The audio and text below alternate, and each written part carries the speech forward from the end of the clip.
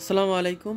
Hello everyone, আজকে আমরা দেখাবো একটি শার্প মাইক্রো ওভেন যেটির প্রবলেম হচ্ছে খাবার গরম হচ্ছে না। তো আমরা এসে চেক করে দেখেছি যে এটির খাবার গরম হচ্ছে না, তাই খুলে দেখলাম।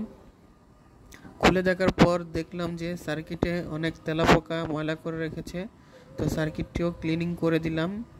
এটি হচ্ছে এটার অরিজিনাল ম্যাগনেটন। তো এটির কারণেই মূলত খাবার গরম হয় না।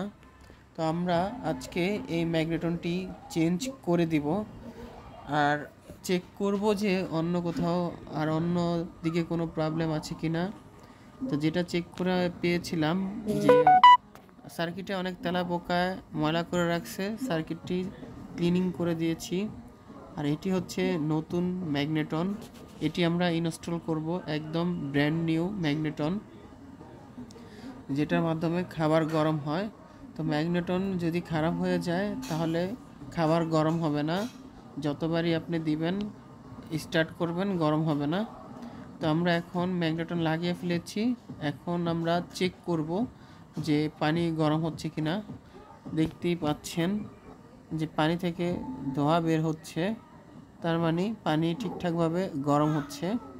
তো আপনারা এই ধরনের কোনো প্রবলেম হলে, যদি মাইক্রোওভেন গরম হচ্ছে না বা বিভিন্ন ধরনের প্রবলেম হলে অবশ্যই আমাদের সাথে যোগাযোগ করবেন। ইনশাআল্লাহ আমরা আপনাকে ভালো একটি সার্ভিস দেওয়ার চেষ্টা করব। আল্লাহ হাফেজ।